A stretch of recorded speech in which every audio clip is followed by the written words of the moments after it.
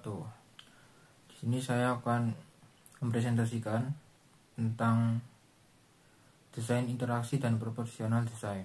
Nama saya Muhammad Akbar Putra dengan NIM 2420 11258. Tujuan dari presentasi ini adalah untuk memahami konsep desain interaksi, mengenal prinsip proporsi dalam UI UX, dan mempelajari penerapan nyata proporsi dalam antarmuka digital.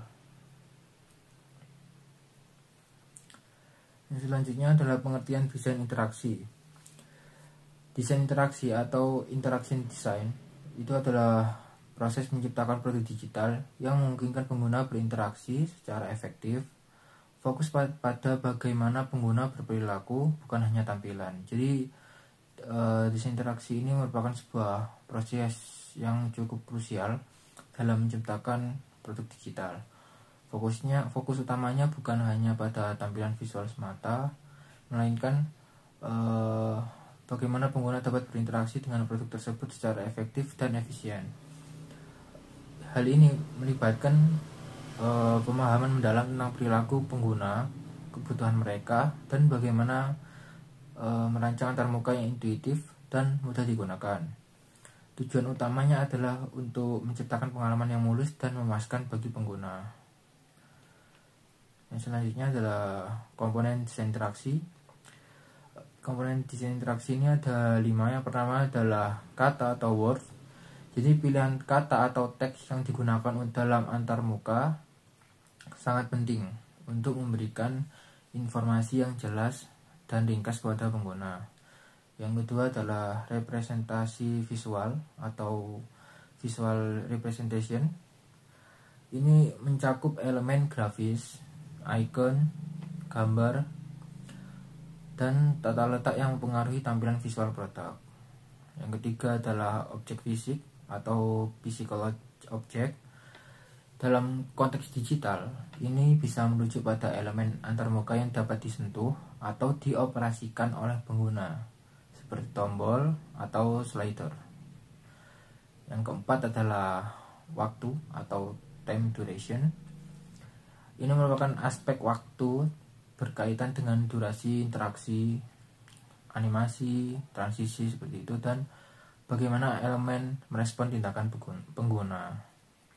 Yang kelima adalah perilaku pengguna, yaitu memahami bagaimana pengguna cenderung berperilaku, kebiasaan mereka, dan pola interaksi mereka sangat fundamental dalam merancang pengalaman yang efektif. Selanjutnya adalah pentingnya desain interaksi dalam produk digital. Desain interaksi itu memainkan peran vital dalam kesuksesan produk digital. Yang pertama yaitu meningkatkan pengalaman pengguna atau UX. Desain interaksi yang baik secara langsung itu akan berkontribusi pada pengalaman pengguna yang positif, membuat pengguna merasa nyaman dan puas saat menggunakan produk. Yang kedua adalah mengurangi frustasi. Yang kedua adalah mempermudah navigasi. Antarmuka yang dirancang dengan baik memudahkan pengguna menemukan informasi atau fitur yang mereka cari, mengurangi kebingungan dan frustasi. Yang ketiga adalah mengurangi frustasi pengguna, yang tadi saya bilang, yaitu interaksi yang lancar dan dapat diprediksi akan meminimalkan kesalahan dan rasa frustasi yang mungkin akan dialami oleh pengguna. Yang keempat adalah meningkatkan konversi. Untuk sebuah produk bisnis, desain interaksi yang efektif dapat mengarahkan pengguna untuk menyelesaikan tindakan yang diinginkan, seperti pembelian, atau pendaftaran yang berdampak langsung pada tingkat konversi. Yang selanjutnya adalah definisi dari proportional design. Jadi proportional design itu adalah strategi dalam desain yang menekankan penggunaan rasio ukuran dan skala antar elemen visual untuk menciptakan sebuah harmoni, keseimbangan, dan fungsionalitas yang optimal dalam sebuah tata letak. Jadi tujuannya adalah memastikan bahwa setiap elemen dalam desain itu akan memiliki sebuah bobot visual yang sesuai dan berkontribusi pada keseluruhan tampilan yang menyenangkan secara estetika, dan mudah dipahami. Selanjutnya adalah mengapa proporsi penting dalam UI dan UX. Jadi penerapan proporsi dalam UI UX itu memiliki beberapa keuntungan yang sangat signifikan. Yang pertama yaitu untuk meningkatkan kejelasan visual, yaitu dengan mengatur ukuran dan jarak antar elemen secara proporsional. Informasi akan menjadi lebih mudah dicerna dan dipahami oleh pengguna. Yang kedua adalah memfokuskan perhatian pengguna.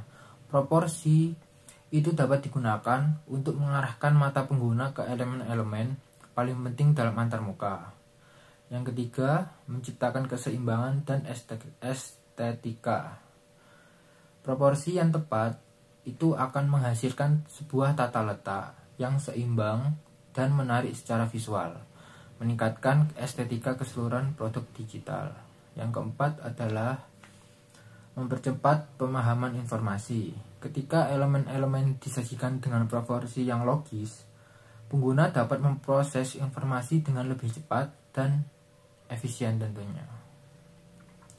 Selanjutnya adalah prinsip-prinsip proporsi dalam desain. Yang pertama adalah golden ratio atau rasio emas. Jadi golden ratio ini kira-kira 1 dibanding 1,618. Itu merupakan proporsi matematis yang secara historis dianggap sangat estetis dan harmonis oleh mata manusia. Nah, rasio ini sering ditemukan di alam, seni klasik, arsitektur, dan kini diterapkan dalam desain modern untuk menciptakan tata letak yang seimbang dan menarik secara visual. Yang selanjutnya adalah yang kedua, yaitu rule of third atau aturan sepertiga. Jadi rule of third ini adalah pedoman komposisi yang membagi area desain menjadi 9 bagian yang sama besar dengan 2 garis horizontal dan 2 garis vertikal. Nah, elemen-elemen penting dalam desain sering ditempatkan di sepanjang garis-garis ini atau pada titik-titik persimpangannya untuk menciptakan sebuah komposisi yang dinamis dan menarik. Yang ketiga adalah modular grid system atau 8-point grid. Jadi sistem grid modular seperti 8-point grid ini itu merupakan pendekatan sistematis untuk memastikan konsistensi dalam jarak, padding, margin, dan ukuran elemen. Dengan menggunakan kelipatan angka 8, misalnya 8 pixel, 16 pixel, 24 pixel sebagai unit pengukur, desain dapat menciptakan tata letak yang rapi, terstruktur, dan mudah diskalakan di berbagai perangkat. Sejarah dan evolusi prinsip proporsi. Pengguna proporsi dalam desain ini bukan hal baru. Prinsip-prinsip ini telah digunakan sejak zaman Yunani kuno dan Renaissance. Seniman dan arsitek klasik seperti yang ada di gambar ini, yaitu Leonardo da Vinci, menggunakan golden ratio dalam karya-karya mereka. Seiring waktu, prinsip-prinsip ini terus berkembang dan kini diterapkan secara luas dalam desain digital modern, khususnya dalam UI UX dan responsive web design yang mengandalkan sistem grid.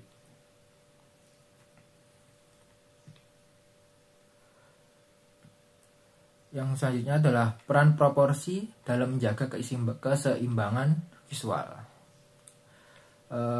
Proporsi itu berperan penting dalam menciptakan keseimbangan visual dalam sebuah tata letak. Nah, keseimbangan ini dapat dicapai dalam 2 cara. Cara pertama yaitu keseimbangan secara simetris. Dalam keseimbangan simetris, elemen-elemen desain itu disusun secara merata di kedua sisi sumbu tengah.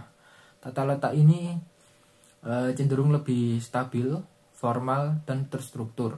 Keseimbangan simetris sering digunakan dalam desain korporat, antarmuka aplikasi yang menekankan struktur seperti portal pemerintah atau di mana kesan formalitas ingin ditonjolkan atau disampaikan. Yang kedua yaitu asimetris, keseimbangan asimetris. Nah, keseimbangan asimetris ini melibatkan penempatan elemen-elemen yang berbeda ukuran dan bentuknya, namun didistribusikan sedemikian rupa sehingga keseluruhan tampilan tetap terasa seimbang. Nah, pendekatan ini cenderung menciptakan tata letak yang lebih dinamis, modern, dan menarik. Contohnya adalah menempatkan gambar besar di satu sisi dan teks yang lebih kecil dengan ruang kosong yang lebih luas di sisi lain. Nah, yang selanjutnya adalah peran yang bukan peran untuk mengatur bobot visualnya. Jadi proporsi membantu menentukan bobot visual setiap elemen dalam desain. Bobot visual ini mengacu pada seberapa menonjol atau dominan suatu elemen terlihat oleh mata pengguna dengan menggunakan perbedaan ukuran, warna, dan jarak antar elemen. Desainer dapat mengontrol bobot visual ini. Nah, tujuannya adalah untuk memastikan bahwa tidak ada satu elemen pun yang terlalu mendominasi sehingga mengalahkan elemen penting lainnya, menciptakan hierarki visual yang jelas dan mengarahkan perhatian pengguna. Nah, selanjutnya yaitu proporsi dalam membangun hierarki visual.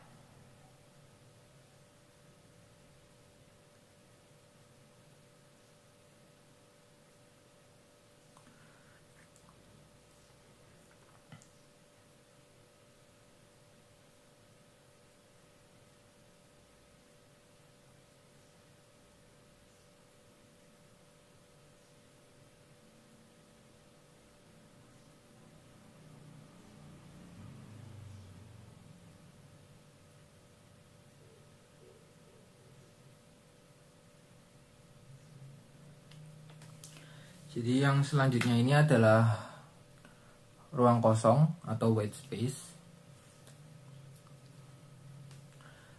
Ini membahas tentang proporsi dalam membangun hierarki visual, yaitu ruang kosong atau white space proporsional. Ruang kosong atau area di sekitar elemen desain juga memainkan peran penting dalam proporsi dan hierarki visual. Ruang kosong yang proporsional di sekitar elemen penting dapat memperkuat kesan pentingnya elemen tersebut dan membantu memisahkan bagian-bagian atau konten. Proporsi white space yang tepat juga memberikan ruang bernafas bagi pengguna, mencegah mereka merasa kewalahan oleh terlalu banyak informasi dalam satu layar.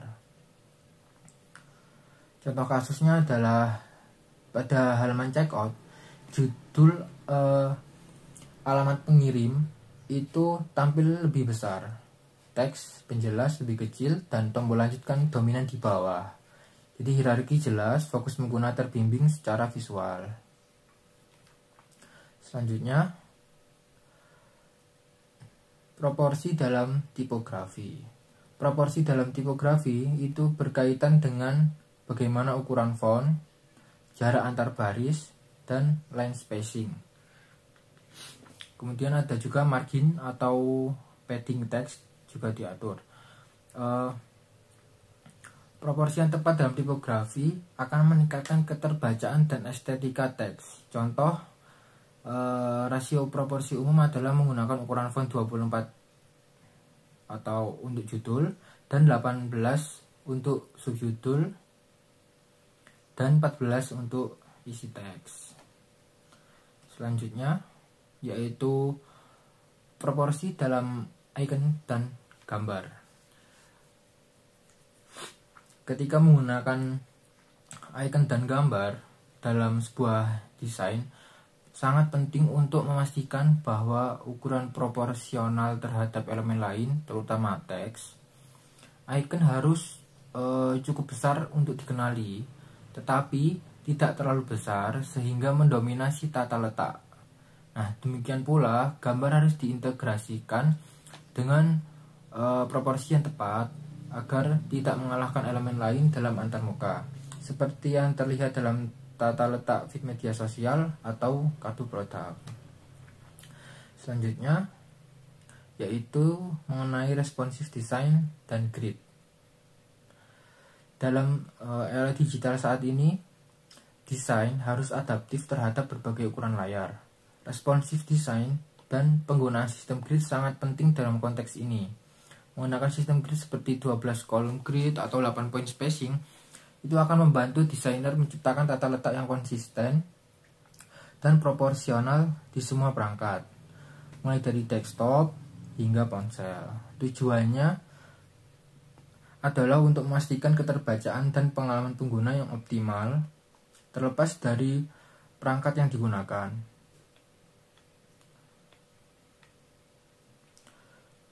Misalnya adalah studi kasus dalam aplikasi mobile. Jadi beberapa aplikasi mobile itu menerapkan prinsip proportional design dengan sangat baik. Instagram misalnya mempertahankan ukuran gambar yang seragam dalam feed-nya dan menggunakan icon dengan proporsi yang tepat. Shopee, aplikasi e-commerce Shopee, juga merupakan contoh aplikasi yang menyeimbangkan ukuran tombol, gambar produk, dan elemen lainnya untuk menciptakan antarmuka yang mudah dinavigasikan.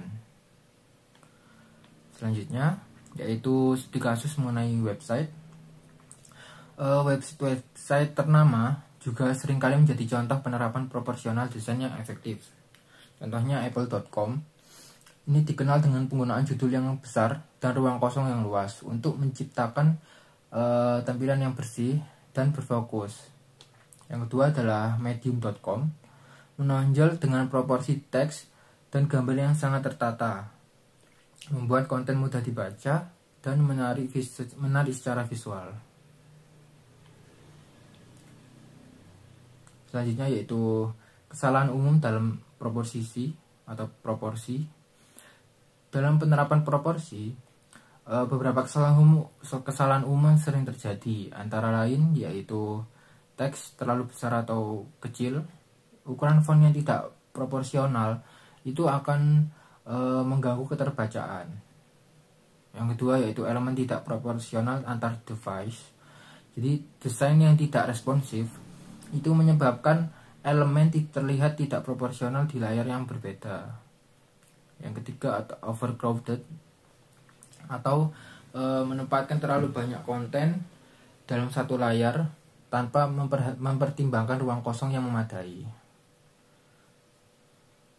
Selanjutnya adalah tips mendesain dengan proporsional, yaitu mulai dengan wireframe grid, gunakan skala tipografi, pertahankan konsistensi ukuran, dan yang keempat adalah jangan takut untuk menggunakan white space.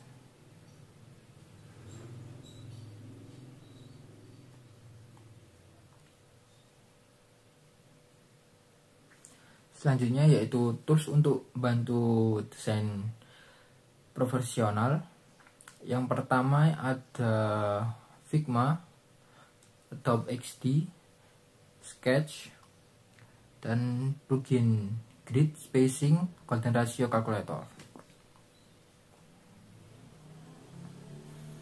Selanjutnya adalah peran desainer dalam mengelola proporsi. Desainer memainkan peran kunci dalam mengolah proporsi dalam proses desain. Ini melibatkan pengambilan keputusan berdasarkan prinsip desain, menguji desain melalui user testing untuk melihat bagaimana proporsi mempengaruhi persepsi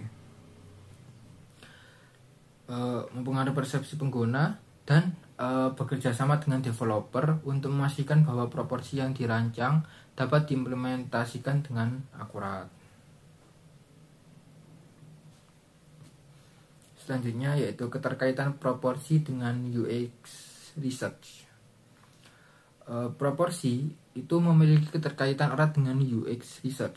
Proporsi dalam desain itu berdampak langsung pada persepsi pengguna dan bagaimana mereka berinteraksi dengan produk. Melalui metode seperti A/B testing, desainer dapat menguji proporsi yang berbeda untuk melihat mana yang menghasilkan pengalaman pengguna terbaik. Fokus pada layout yang berpusat pada pengguna atau user center layout adalah kunci dalam penerapan proporsi yang efektif. Selanjutnya adalah perbandingan sebelum dan sesudah menggunakan proporsi. Jadi pada slide ini itu menunjukkan layout yang acak dan tidak proporsional pada slide yang sebelum. Sementara pada tampilan yang sesudah menunjukkan tata letak yang rapi, fokus, dan memiliki hierarki visual yang jelas. Jadi kesimpulannya, proporsional design ini adalah kunci yang penting untuk menciptakan antarmuka digital yang tidak hanya menarik secara visual, tetapi juga fungsional dan mudah digunakan. Prinsip proporsi melampaui sekedar estetika. Mereka berkontribusi pada kegunaan dan efektivitas desain interaksi digital modern.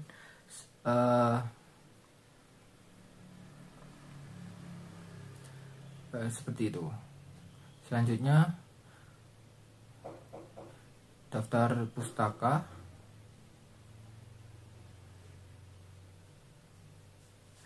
Di sini ada sebuah kata dari Antoine de Saint-Exupéry, yaitu kesempurnaan dicapai bukan ketika tidak ada lagi yang bisa ditambahkan, tetapi ketika tidak ada lagi yang bisa dikurangi.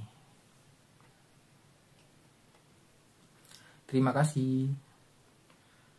Wassalamualaikum warahmatullahi wabarakatuh.